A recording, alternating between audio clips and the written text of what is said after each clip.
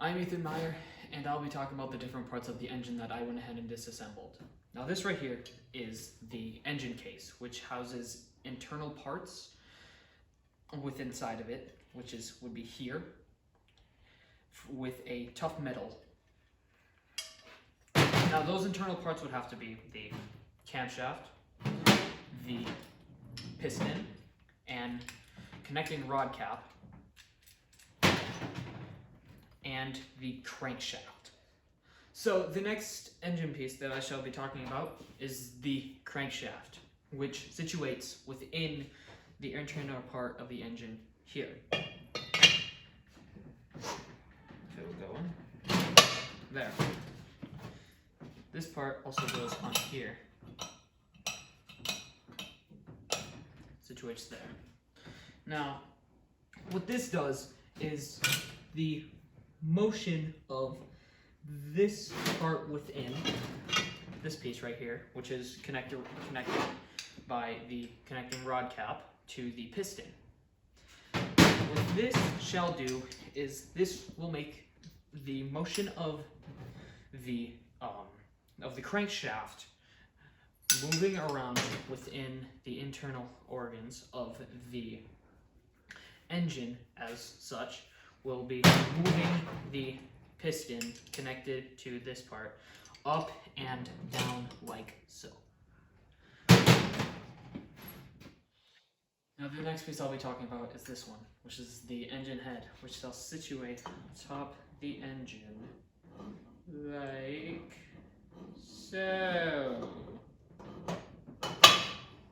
Like that. Now there are these two rods right here that will be right here atop the engine. Now what happens with these rods is they go on ahead and push against the valve lappers inside here. Now these valve lappers will be stopped from being pushed out with the camshaft's two little parts here and here. Now, by situating the camshaft within the engine, like so, if I were to push against these, they won't go down as far because there's the camshafts, little things that will continuously rotate, like when it rotates, when the engine's on, will continuously rotate like this, which shall also be situated with this piece here to make the crankshaft within the engine move, and also does with the crankshaft make the camshaft move as well. Now, the intake and extake valves, which are these two little valves here and here. Now, what the intake valve does is it allows airflow and fuel into the engine cylinder, which is located here. And the exhaust valve goes on ahead and removes that air and fuel from the combustion process after the engine has been started. So this here is the flywheel.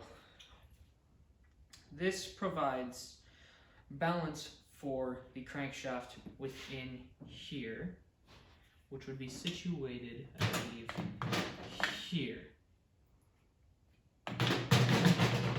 This here is the flywheel guard, which would be situated on top of the flywheel, right here, if I'm correct.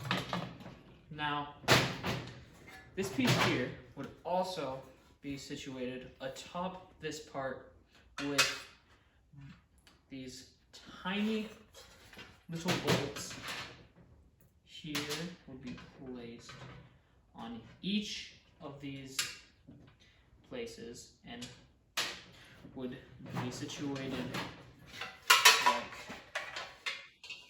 this, with And the guard makes sure that the flywheel doesn't have any external elements to damage it in any way possible.